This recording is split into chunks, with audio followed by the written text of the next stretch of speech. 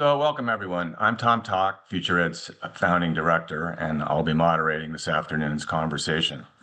As many of you know, the Trump administration's newly passed federal tax credit scholarship program could dramatically reshape the nation's education landscape, providing families with potentially billions of dollars in public funding for private schooling beginning in 2027.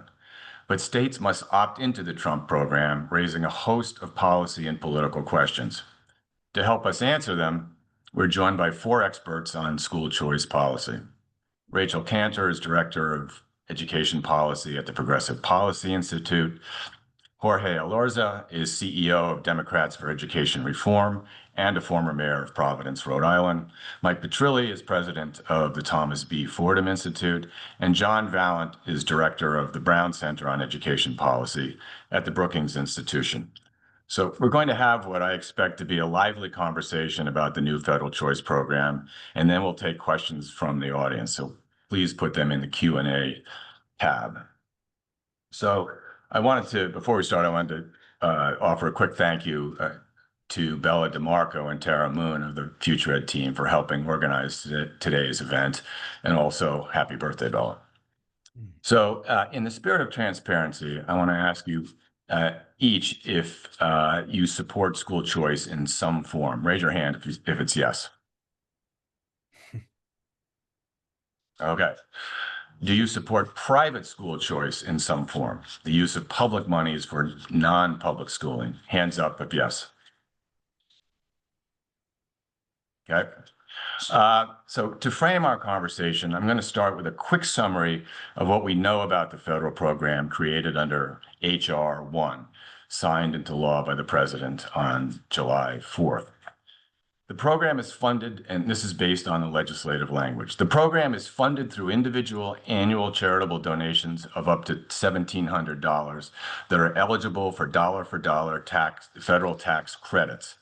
The $1,700 cap is projected to keep the program's 10-year cost to the federal treasury below $26 billion. The program is administered by scholarship granting organizations, SGOs, identified by governors or their designees. SGOs must have federal 501c3 status. They must be nonprofits. States must opt into the program annually. The program launches January 1st, 2027, and it has no end date. There is no limit on the number of families that can contribute to the program via tax advantage donations, and hence there's no limit on the amount of money flowing into the program or the number of scholarships. Eligibility for the scholarships is limited to families earning no more than 300% of the median income in their counties, and that translates into incomes of $456,000 a year in Montgomery County, Maryland, which, as many of you know, abuts the District of Columbia. Any student eligible to enroll in a public elementary or secondary school may receive scholarships. That includes public charter, private, parochial, and homeschooled students. Eligible expenses align with those of the federal Coverdale Education Savings Account Program and include tuition, room and board, tutoring, special ed services, books, supplies, transportation, and likely more. Individuals in one state may designate their scholarship contributions to an SGO in another state, and SGOs must spend 90% of the funds they receive on scholarships. So, John, let me start with you. You've done some very recent research on emerging state universal private school choice programs. And what did your research tell us about who is likely to receive the new federal scholarships? Sure. Thanks, Tom, and thanks, FutureEd team, for having us. So we've been looking at a lot of these state programs that are either universal or they kind of approach universal, and looking at where it is that people tend to take up funds for those programs. And I think the kind of big picture takeaway is that we see in state after state a disproportionate amount of the funding going to wealthier areas. And there are things that state policymakers can do to prevent that pattern from arising. But if they don't, and in most places we're seeing that they're not, it's a regressive allocation of funds. So we see more funds going to the wealthiest areas.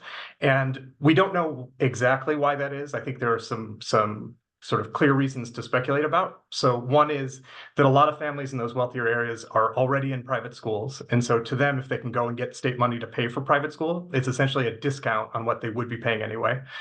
Another issue is school location. So rural areas that tend to be relatively low income often don't have the same number of private schools as other areas. So it may be that you see lower participation in relatively low income rural areas. And then we're seeing increasing evidence that as states put in place these programs, tuition in private schools goes up. And so if tuition goes up and you don't have a lot of money, it can be very hard to bridge the gap between what you're getting from the state or maybe the federal government and what it actually costs to go to private school. And again, there are ways that you could prevent some of those patterns from arising. Most places are not. And I think when we look at this federal program, it's actually more likely to be more regressive even than the state programs.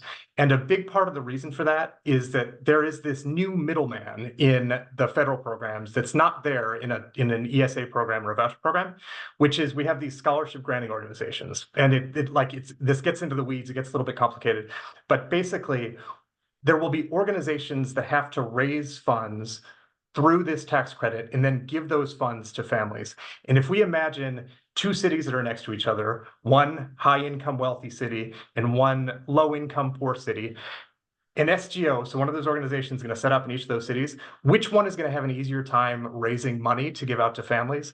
It's the SGO that's in the wealthy community that has a whole lot of wealthy donors that can go, door to door and get those funds to give back out in their community.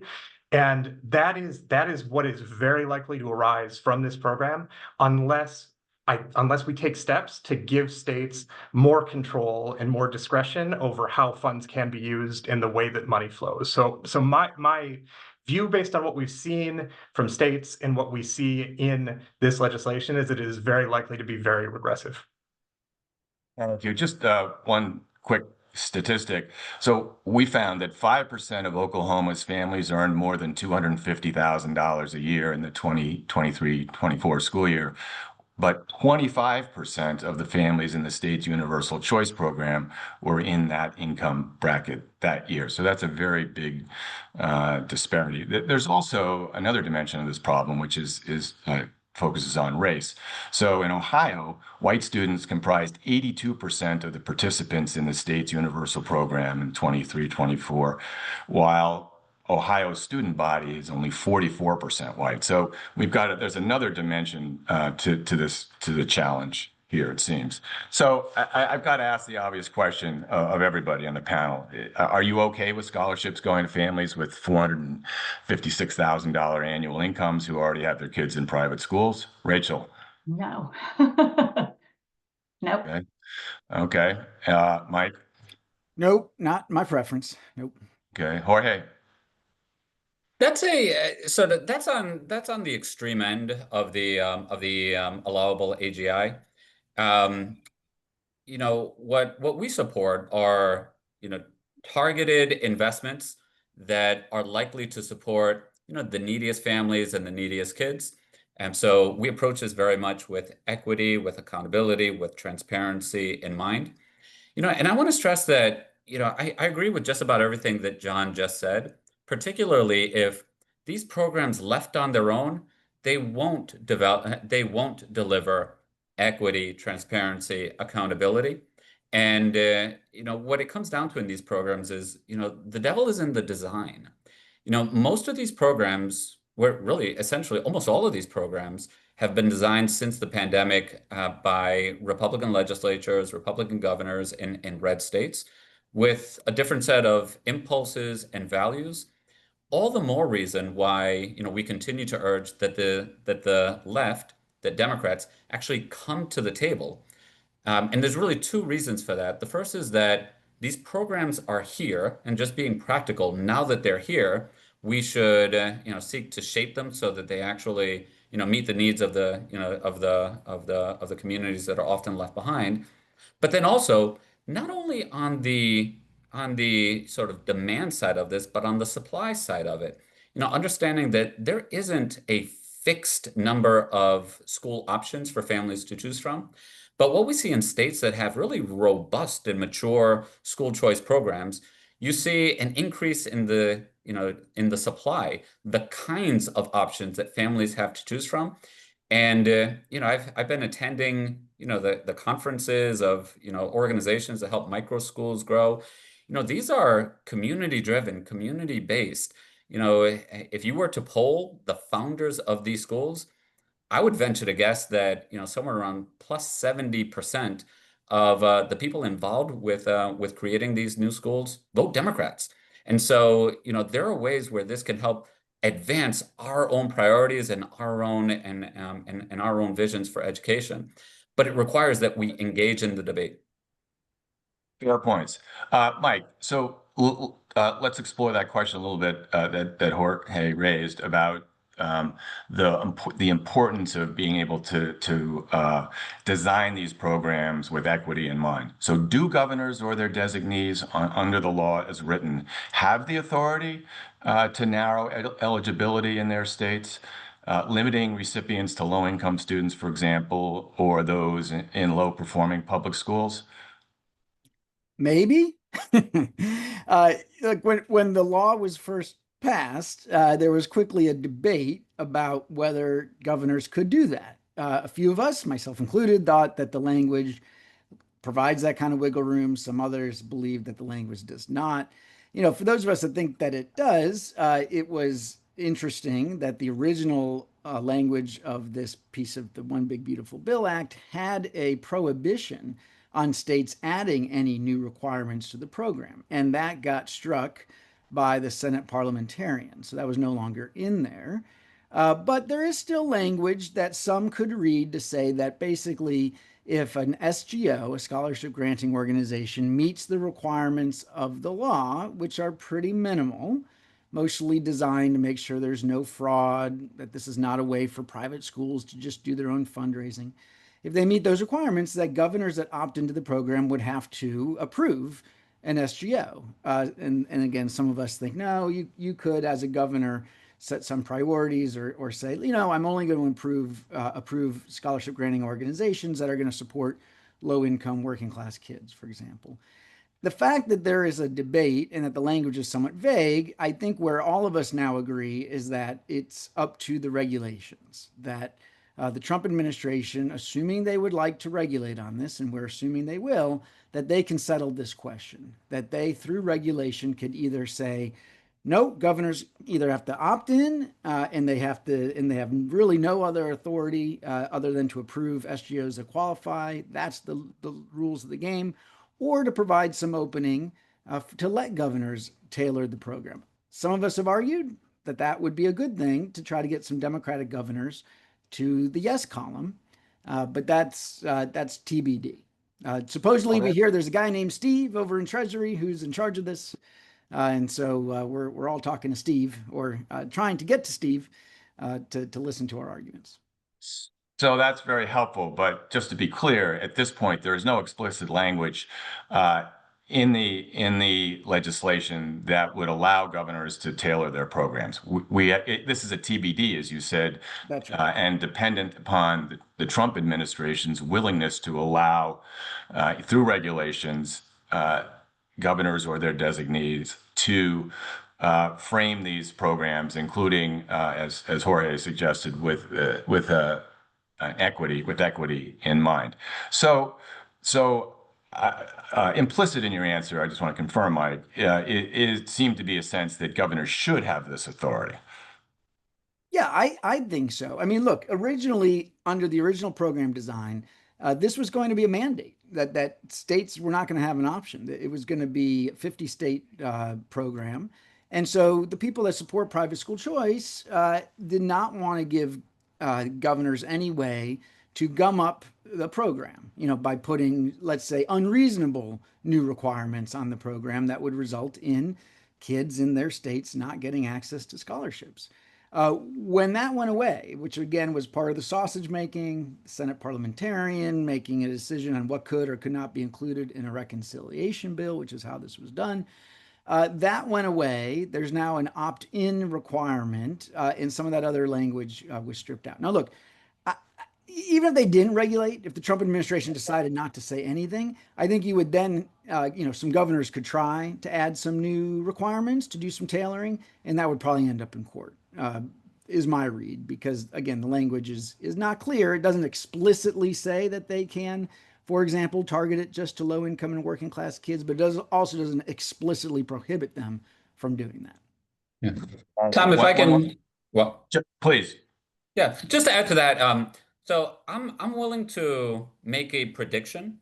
I doubt that this Treasury Department is going to allow governors to add additional restrictions. And I think that the decision of which SGOs qualify for the tax credit and which ones don't will become essentially a ministerial function. And so I think that where that leaves us very likely is governors/states either opt into the whole thing or they opt out for the whole thing. But that's really just the first phase of it. The next phase, as you touched on earlier, or as John touched on earlier, is the SGOs, the scholarship granting organizations. And each SGO is going to be responsible for designing their own program and then trying to raise trying to raise funds through donations to fund those programs. And that's where I think not only governors, but other policymakers or other leaders in particular states can be very helpful. If there's a number of new SGOs, they're each going to be competing for airtime and airspace and attention. That's where someone like a governor that has that very public platform can either raise awareness of those SGOs that align with their agenda, with their values and their vision, and seek to direct donations in that direction. So there's still a way for governors to nonetheless shape the or rather help the SGOs that align with their agenda and their vision, raise the funds to run their programs.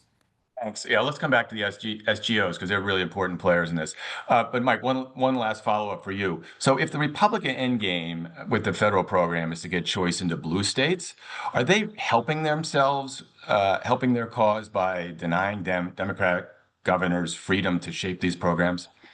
Well, first of all, I think what they would for sure say is that we do not want to let Democratic governors opt in for public and charter school students and not into the private school choice provision. And that piece I get, right? And you can imagine that we will talk more about this, that this does allow public school kids access to things like tutoring if the states opt in. And I get it. Like no Republican is going to want a Democratic governor to say, well, we'll just take the money for the public school kids and not do the private school choice. And that to me seems like it would pervert the whole purpose of this program. I think that, if you want to get a Josh Shapiro or a Governor Polis or a Wes Moore to say yes, it would be helpful to take away excuses like, oh, we don't want to fund this program for families making $400,000 a year, right? Or we think there should be some kind of accountability and transparency. That's my view. There's others who think, no, look, even with this hard line, they're gonna want the money for the public school kids. They're gonna want they're not going to want to be able to, they're not going to have to tell some of their constituents, including Black and Latino families who very much support school choice. I'm sorry, I know it's like free money out there, but we are not going to do it because, well, why, right? So I think some of the hardline Republican advocates, conservative advocates think they can get Democrats to yes, even without a lot of flexibility. You agree, Rachel and John? Well, I would say on this question of can they opt in, can they opt out, or can they regulate or not? I think that we're assuming that SGOs will have power to regulate that we don't know that they will have, because there's nothing in the law that says that SGOs can also themselves add additional restrictions in any more way than governors can. And I think it may really depend. It's going to really depend on what these regulations that come from the feds say. But if it's left an open question, I would not assume that SGOs will be able to say, you know, we're only going to fund public charter school tutoring programs, or we're only going to fund scholarships for low-income kids with this money, because it's not at all clear that if you know, the eligibility requirements for students to get the money are so broad. They're basically just income. So there's nothing that says that they could further restrict them or say, we're only going to give you tuition to go to a school that is secular, or we're only going to give you tuition to go to a school that doesn't discriminate against kids based on whatever. So I think that it is an open, there are too many open questions at this point in time to say, oh, this is, I see more danger than I see possibility at this moment in time with the program, because there was not enough thought put into the language that was put into the actual law. And we're making a lot of assumptions right now about people's better angels winning out in a policy matter that we know very little about. Thank you. Let's come back to that, John. I certainly agree on the lack of care with some of the writing. I mean, I think that a lot of the advocates for this program are underestimating the number of Democratic governors who will say no if it becomes an all or nothing question. And I don't think it's just a matter of excuses. Like, if you're a Democratic governor and saying yes to this program means that you have to take funds that can go to schools that discriminate against LGBTQ students, or that don't have any functional accountability measures, or that are federal funds. And remember, the federal government historically has funded students in need, students in poverty, students with disabilities. Or if this is federal funds that are going to go to the wealthiest areas, like, I think that violates some very real principles that a lot of Democratic governors are just going to be uncomfortable with. And we know from referenda, we know from polling, that vouchers just are not popular with Democrats. And I think you will get a lot of no's if it becomes an all or nothing. So I am very much of the view that, sure, maybe Democratic governors should come to the table and talk about this, but there has to be enough wiggle room for them to get something they want so that they can mold it into a program that is actually within the realm of what their residents want. Hey, do you have a response to that? Was that me? Sorry. Yeah. So I think that you know, there is a lot to be sorted out through through the rulemaking process.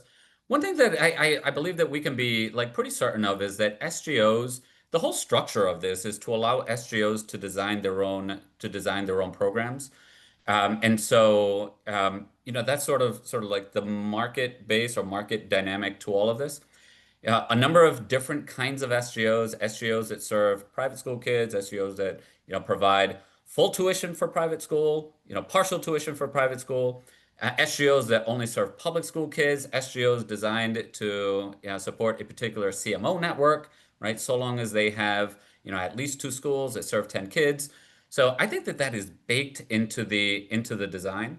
And you know, through that part of the process, there's going to be a great deal of competition among SGOs to design programs that address a need in that local community and also speak to the donor base, the donor community in those particular states.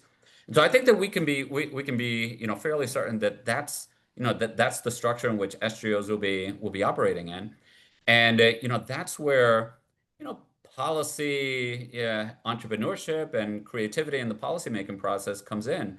You know, governors, you know, can absolutely raise awareness of SGOs that align with their values. You know, to be honest here, there's actually nothing stopping community leaders or policymakers from, you know, creating SGOs that specifically advance their particular agenda.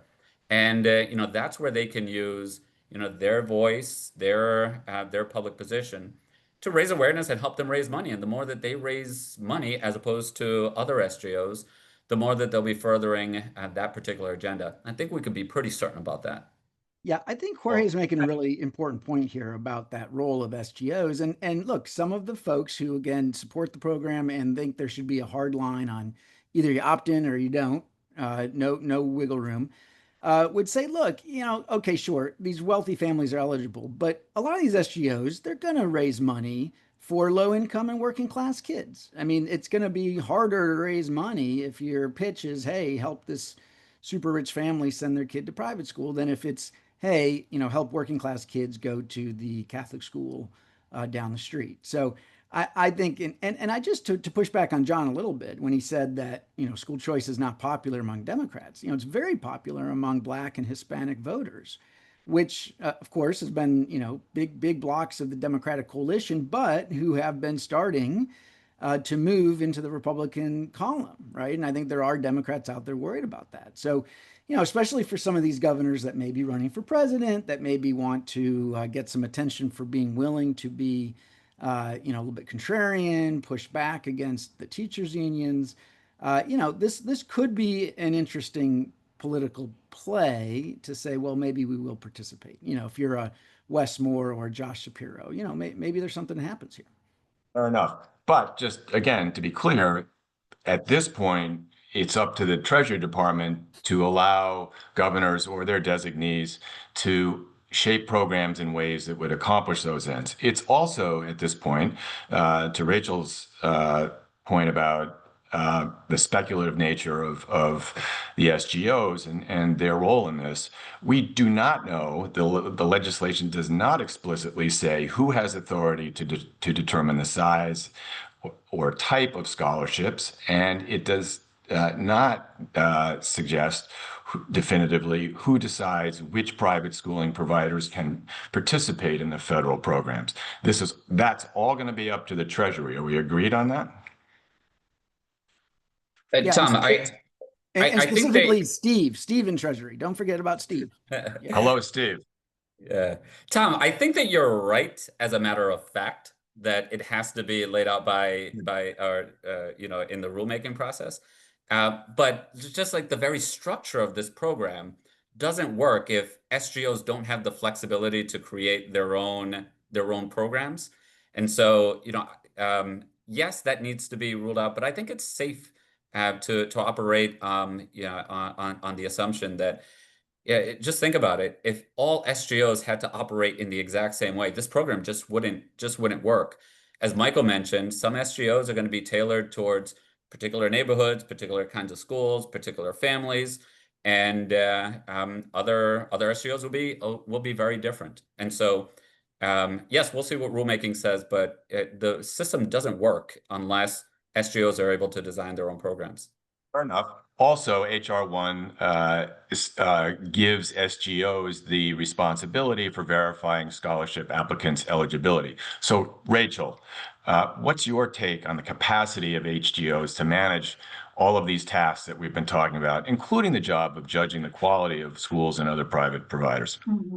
So I think we have to remember that all the law says about what defines an SGO is that it's a 501c3 that is not a private foundation. So it does have to be a public charity, and they have to promise not to commingle funds, and they have to get on this state list.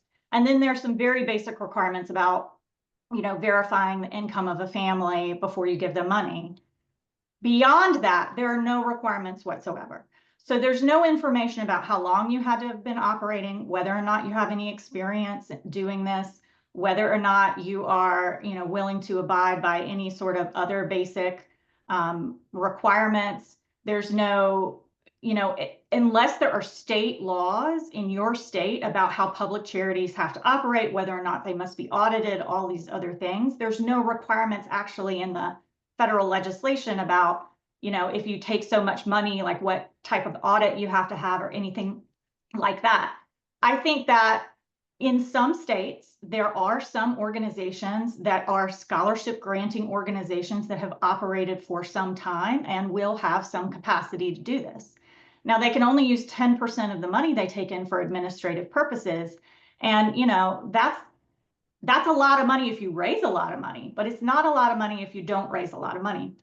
So if your only source of income is going to be donations for this purpose, and your only source of administrative capacity is going to be that 10%, it is not enough, and it's not going to be enough for many organizations to provide the types of quality, checking against fraud and these other things, just from a basic nonprofit management standpoint. And I feel like I have the confidence to say this because I ran a nonprofit for 17 years.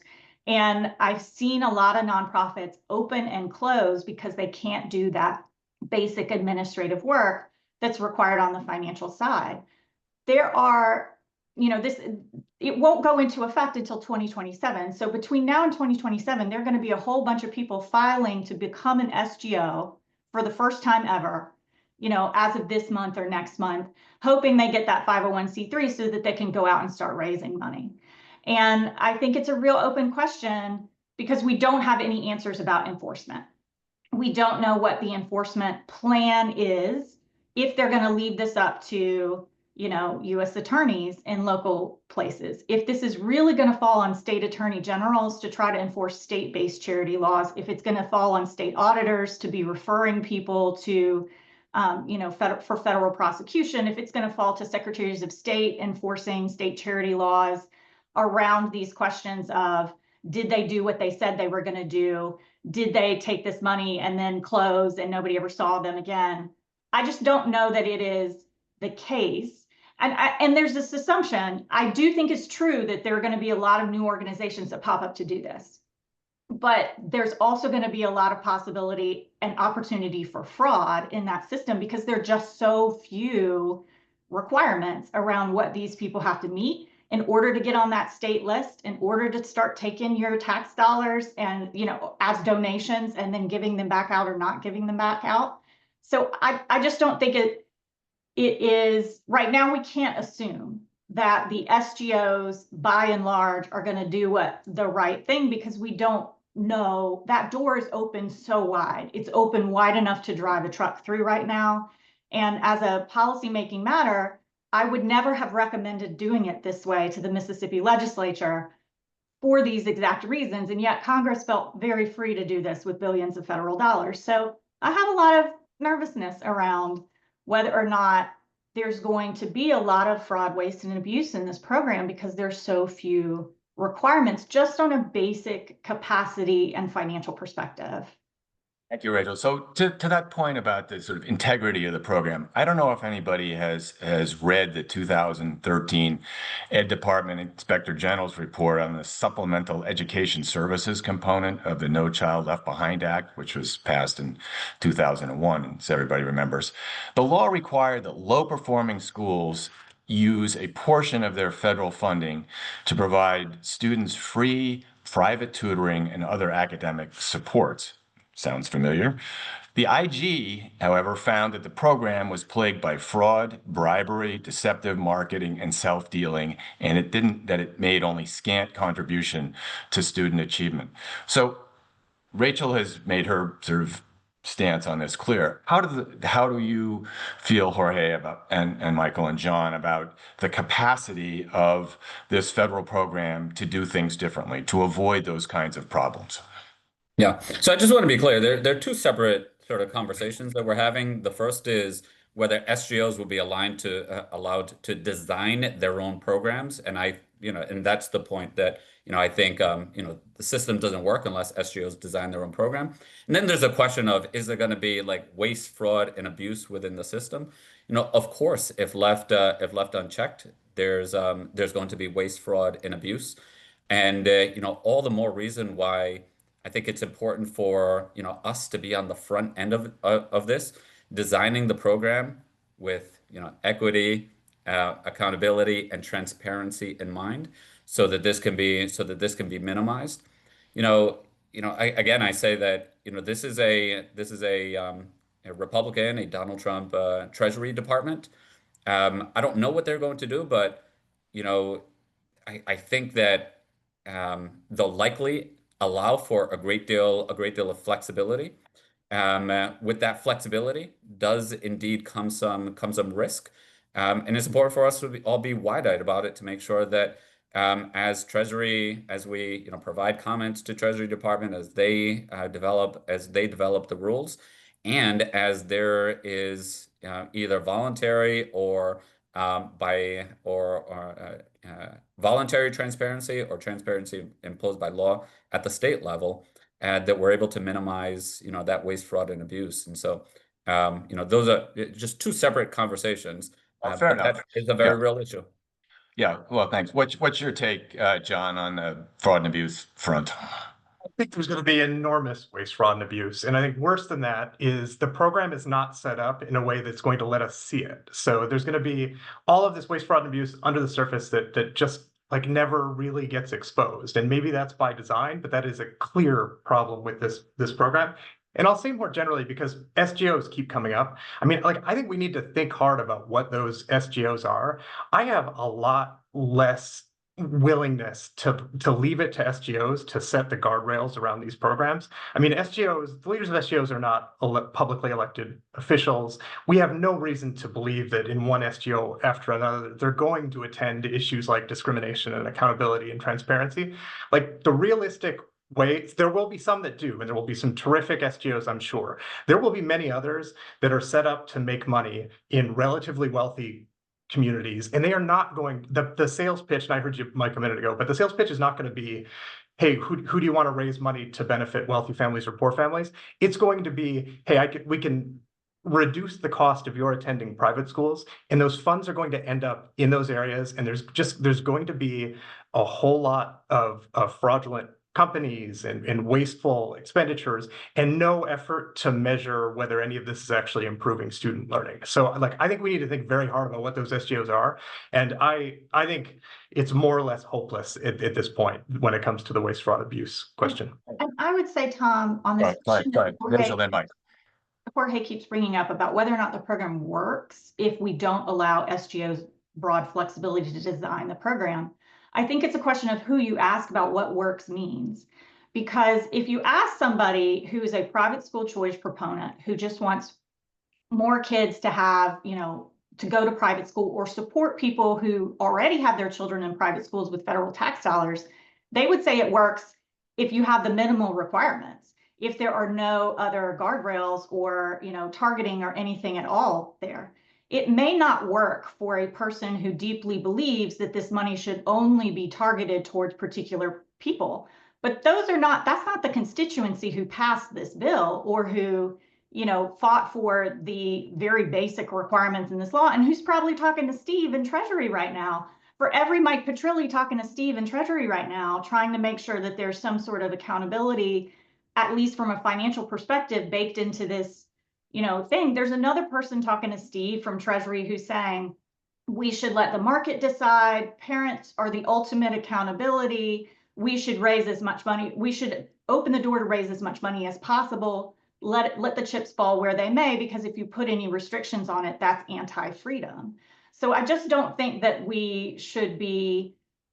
We should go into it thinking that the way that we think, or we would prefer the scholarship granting organizations to behave, are the realities of the incentives that they have right now based on this very basic, vague, ambiguous piece of legislation that was passed in a budget reconciliation bill. Let's get Mike in. Yeah. Well, can I go ahead, want to Jorge. respond? Jorge, let Mike respond. Thank you. Sure. Oh, all right. Well, look, first of all, the horse is out of the barn. Okay, this law passed. This program is coming. Look, I wasn't a big fan of it before it passed. It is convoluted, as my colleague Adam Tyner wrote in on the chat. It's convoluted because this was the way to get a national school choice program through a reconciliation bill when the filibuster was not at play, right? This was the only way. And the hope is to say, hey, this is the only way you're going to get private school choice into most of these blue states. And I will say, as somebody who supports private school choice, the idea that low income and working class kids in New York City, in Philadelphia, in Chicago, in Los Angeles would finally have a chance to go to high quality Catholic schools and other good private schools, if that's what their parents want, to me, that's compelling, right? And especially because we do not have other ways for parents that very much want a faith-based education for their kids to access that. Looked like the Supreme Court was going to give us that via charter schools a few months ago, but so far they haven't. All right, so keep that in mind. Look, I do think the waste, fraud, and abuse issue is real. The good news is, Mike, sorry, how do we address that problem of fraud and abuse? How, in your view, what is the role of the states? What's the role of the federal government? I think, what's SGO's position on I'm right. placing this? look, first of all, let's learn from places that have done this. There are SGOs in a bunch of states. This is not a brand new invention. You know, Florida has a huge one called Step Up for Students that's been around for a long time. They have, over time, gotten really good at dealing with these kinds of problems, sometimes kind of behind the scenes, sometimes more publicly. So I think we do need to learn about, you know, what do you look for? What are the red flags? And I agree that it would be great if Treasury makes sure that that is happening. There is some language in the law that's supposed to provide some guardrails against self-dealing so that this can't just be a mechanism for people to reduce their own private school tuition. We need to make sure that's enforced. And yeah, the states need to have the ability to play cop as need be. But let's not pretend that there's nothing to learn from the states. There are some states that have mechanisms like this. In some cases, there were some pretty bad scandals early on. And there were cases of parents for sure trying to use the mechanism to reduce their own tuitions. Thinking of Arizona? I'm thinking more, there was one a long time ago in Georgia, I believe. I mean, this is way back. So, you know, yes, we need to be on it for sure. But I don't know. To me, it's not that useful to debate. Should we have this program or should we not have this program? People, the program's happening. Oh, no, I don't think anybody's denying or objecting to that or suggesting that that's not the case. The question is, how do you protect vulnerable students? And I'll tell you that one choice advocate who has you know, Steve's number on speed dial recently argued against any federal or state oversight of SGOs, to Rachel's point, in an essay titled "One Big Beautiful Step Toward Educational Freedom." You know, I think he probably meant to write "One Big Beautiful Step Away from Accountability." You know, it is. You know, how are we gonna protect people? And what is the political play for Republicans who and Democratic governors who might sign on to this when they suddenly face you know, fraud and abuse headlines plastered across newspapers in their states? Yeah, no, I agree. But let me push back a little bit on something, Tom. You know, where is the blue state that has done private school choice with accountability, with protections for civil rights, right? It hasn't happened. I mean, so I'm a little bit tired too of the Democrats pretending that, look, you've been against this. The Democrats have been against giving poor and working class kids access to private schools, including Catholic schools. That's just a fact. Unless I'm wrong, tell me where I'm wrong. Happened in Milwaukee, you know, 30 years ago, but since then it hasn't happened. And so I don't think the Democrats are in a great position here to say, well, our problem really is the lack of accountability. Come on, the problem is you haven't been willing to support private school choice at all. Then now there are several, as you've pointed out, several Democratic governors who seemingly are willing to participate in this kind of program. And so the question is the Trump administration going to allow them to shape their programs in a way that provides them sufficient political cover to do that? And as you have said, you know, earlier in the conversation and elsewhere, you know, it is. In Republicans' interest to make it easy for Dems to participate in this program, but it's not clear that that's going to happen, right? That's right. Okay, so what is everybody's response to advocates' argument that, as Rachel pointed out, parent satisfaction is the only accountability measure that really matters? How do we respond to that? Because we hear it a lot. You know, ultimately, it's parents voting with their feet. I mean, it's so. John? Yeah, I mean, so, and just to sort of spell that out a little bit, I think the idea that you often hear from school choice advocates is that we should just rely on parents to make the best possible decisions for their kids because they know their kids best. And there is some truth to the idea that no one cares for a kid more than the kid's guardians do. No one knows their kid better. But where I think that gets really naive is that it is extremely hard to make informed choices about a bunch of schools you have never seen before.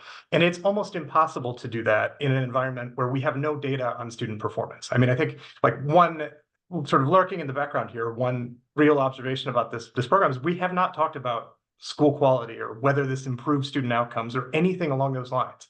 And so my last question, don't you? My fault. So if we're asking parents to make these choices and we're relying entirely on this sort of market mechanism as a driver of quality in our education system, I think we're going to be really disappointed. And I think it is telling that there is nothing in this that sets us up to really evaluate whether it's improving student learning at all. And I think there's plenty of evidence to cause questions about whether these large-scale choice programs are actually going to improve student learning. And I don't think we can just rely on the market to do that. I think we would need to be much more thoughtful about hardwiring that into the policies, or at least giving states the opportunity to hardwire it themselves. Other thoughts? Other reactions? Yeah. I mean, I agree with John. Parents often don't have very good information, even about public schools where we have lots of information about them. And they may, we've got studies about some of our large public school choice markets where parents can sometimes feel inundated with information and overwhelmed with information and struggle to find, how to prioritize among different schools. And now we're talking about blowing this wide open to a number of schools that we have virtually no information about. And so what's going to happen is what often happens among parents is that you start to rely on word of mouth. And you may or may not find out your choice was a good one until something bad happens, or they get to the end of the grade, or they get to the end of the, their experience and realize they can't read and write on grade level, they can't do math on grade level. And so the question is that something that the government should support? Should we support, putting all the risk on parents in that way to become, experts on school quality or experts on whatever other dimensions of schooling are valuable to them, and then be able to navigate that path with no information on their side? In addition to the fact that, like, when we're assuming that every place is going to be a marketplace with all these schools that exist, and that's just not the case if you're not in a not in an urban place or a suburban place.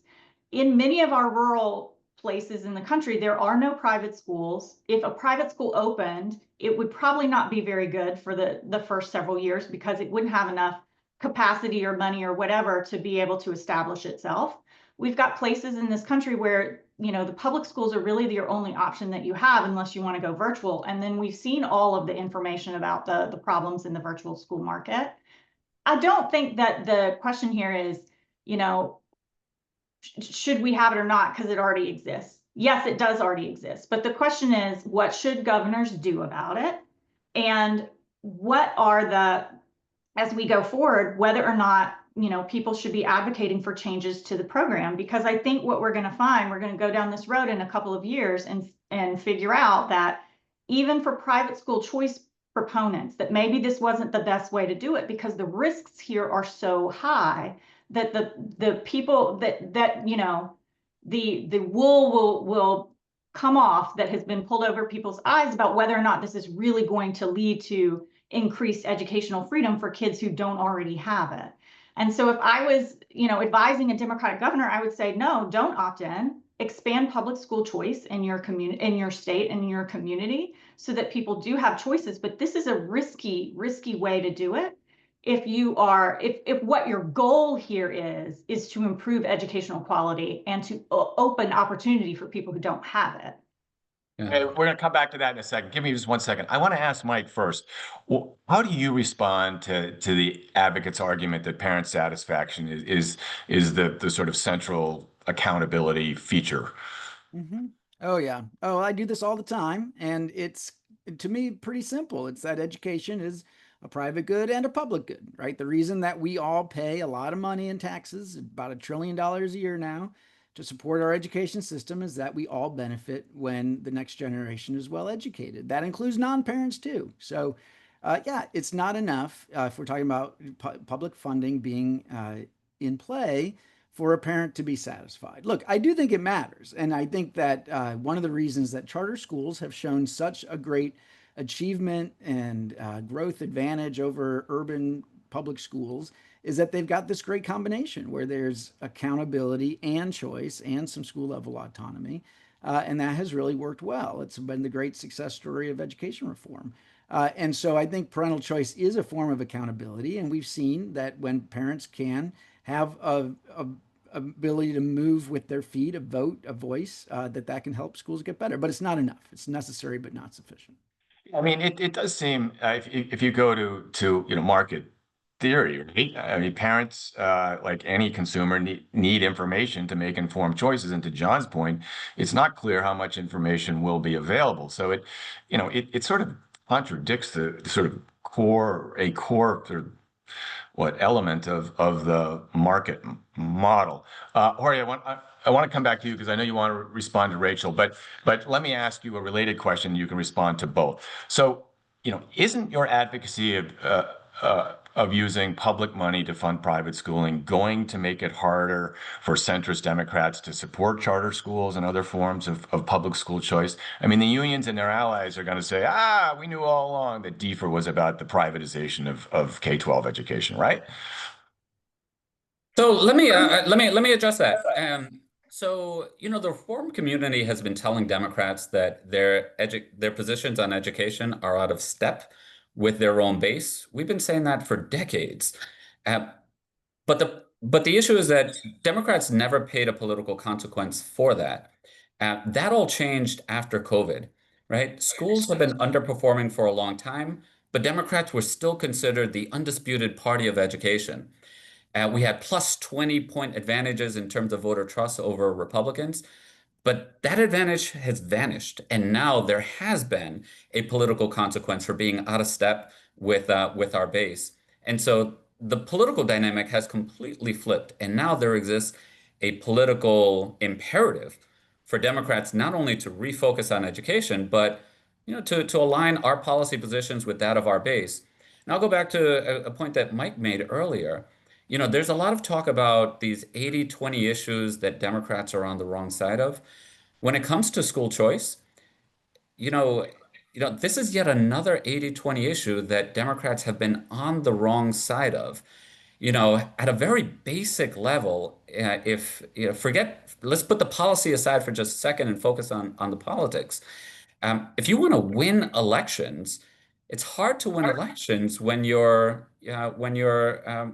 siding with the unpopular policy positions.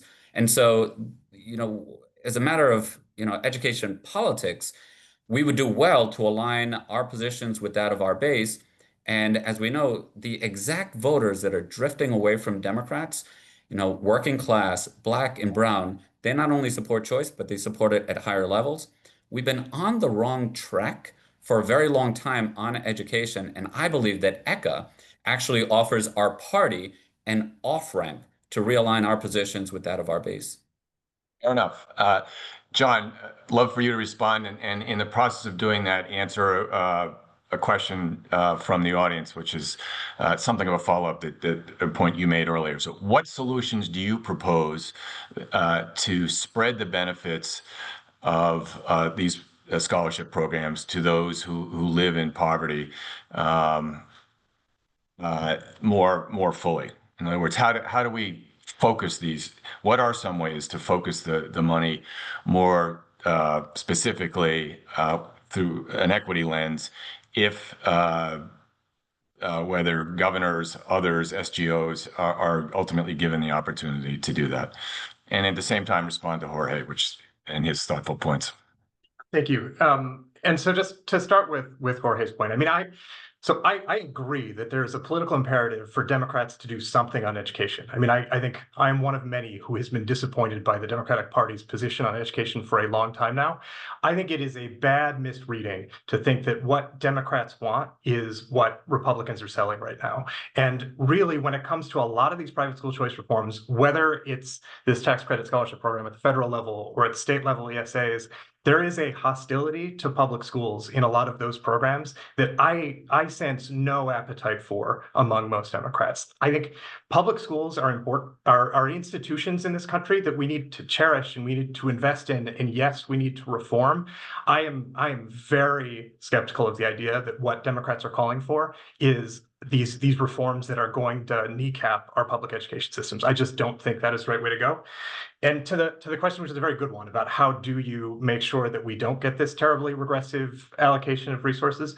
I mean, there is the option, Democratic governors do have the option to just say no to this thing. So there is always that. Like Mike kind of rightly pointed out, this isn't a question of do we want this program or not. But for a lot of governors, that is kind of the question right now: is do you want to let this in the door? Or do you not want to let it in the door?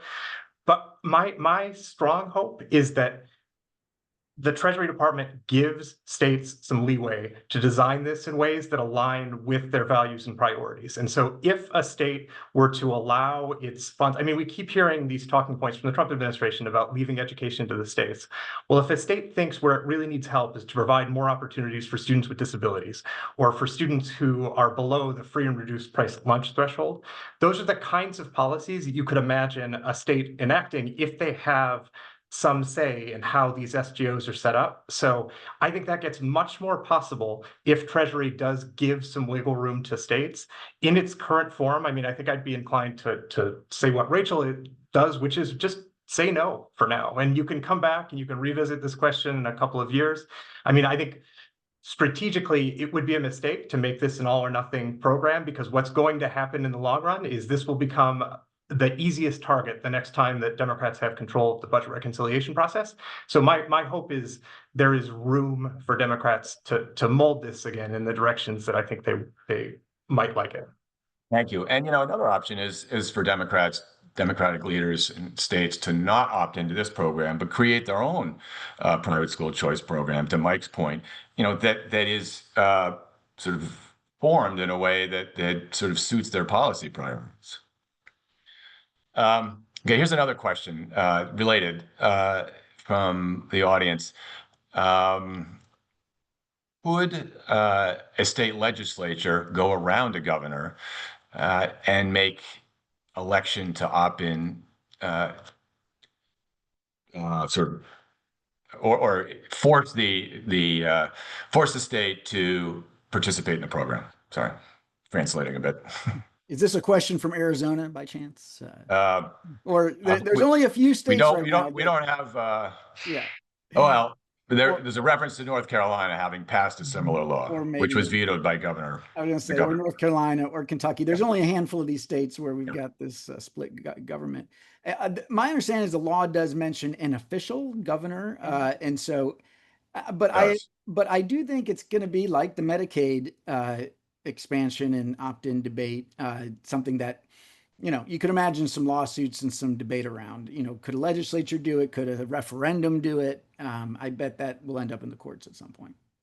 Okay. I mean, I would imagine, Tom, that it would also depend on the particular state's legislative framework or what their constitution says, whether or not it's possible for a state legislature to make an end run around a governor on something like this. But the actual text of the law does say governor or individual or entity that state law says could do it. So is there a possibility? Yes. And I think it would depend state by state how real that possibility is. And I agree with Mike. In cases where it would be contested, it's very likely to end up in court, which is where these things often end up when they're contested. One more question, and then we're going to go to my final question about whether the program is raising. You think the federal program is likely to raise student achievement in American education or not? We know John's answer, but this one is about the ability of private schools to accept students and who they prefer, and being able to deny students with disabilities, and et cetera, et cetera. Any thoughts on this? Yeah, I mean, go ahead, Mike. Go ahead. I think it's very unlikely that there will be anything limiting schools from using their admissions policies. And in fact, I think if any governor tries to limit based on things that touch on religion, that too will end up quickly in the courts. So, keep in mind that for a lot of people on the right, there's a big religious liberty issue at play here. And that means allowing religious schools to be able to be religious. Yeah. So, if may, for a lot on the left, I mean, there are real issues of principle here, where if these programs allow discrimination against students with disabilities, against LGBTQ kids or kids of LGBTQ parents, and you sort of go down the list, that's not just like, then it's not a question of just political cover. Like those are violations of core principles for a lot of people on the left. And I think make this sort of it's a deal breaker in a lot of ways when you're trying to persuade Democratic governors to opt in. I mean, I think that if the people who passed the bill wanted to make sure that schools who participated in this program abided by federal non-discrimination requirements, they would have written into the law that people have to abide by, you know, SGOs and schools and whatever have to abide by federal non-discrimination requirements, and they didn't do that. And so, and I don't think the treasurer, that is one thing from Steve from Treasury, I don't think he will come along and say, yes, now you must also, here are additional requirements about who schools can admit and cannot admit. And we've also talked a whole bunch about schools and not at all about how this money doesn't have to just go to school tuition. It can go to other types of vendors, tutors, transportation. It can go to, you know, technology. It can go to all sorts of other things. And we also don't know if there are, you know, what those vendors are going to be like, whether or not those vendors are going to say, you can't come, you know, be tutored here because you have to agree with our religious practices in order to be tutored here, et cetera, et cetera. It's not just private schools. It is a broad selection of people in the private marketplace who potentially could get these dollars. And I just don't think they're going to be, you know, if you are a child of a parent with a disability and you're hoping that this program will allow you to go to the school that you've always wanted to send your child to, you may find, even if this program allows that school to become financially open to you, they still will not accept your child, and there will be no requirement that they do. Thank you. Well, I just hope Steve from Treasury was in the audience today. So here is the final question. We know John's answer, but what is the chances of, what are the chances of the new federal program it's going to raise student achievement across the country in 60 seconds or less, because we're a little bit over. Mike. I think it depends. You know, I think if governors could again target this money on low income and working class kids who are themselves not doing very well in our traditional public schools, they mostly go to Catholic schools, maybe, but probably not. Thank you, Jorge. I also think it depends. It depends on, you know, the extent to which, particularly in Democratic states, governors and policymakers own the program and help to direct donations to SGOs that align with values that are going to, you know, benefit the most needy, have accountability and transparency as well. Again, it really speaks to the point of why we should be engaging in this. There are a ton of potential pitfalls and challenges, and that's why we should engage. Thanks, John. Give you one last. I mean, I think it's extremely unlikely that it ultimately benefits students, certainly on the path we're on. I do think you can squint at this and see something that maybe, if everything goes right at Treasury and in these state legislatures and governor's offices, maybe there's something good that comes out of it, but it does not feel like that's the path we're on right now. Well, this has been a super informative conversation, really thoughtful, a wide range of perspectives shared, and in a way that you know, is really encouraging in this fraught moment we're in. So thank you, the four of you, for that. If we haven't gotten to your questions, audience members, please reach out to any of us and we'll be happy to respond to them. And we'll also notify you when we post a video of the webinar on the FutureEd website in the coming days. And again, thanks to Rachel, John, Jorge, and Mike. Really thoughtful. I'm grateful. Thanks for having us, care. Tom. Thank you. Bye. Bye.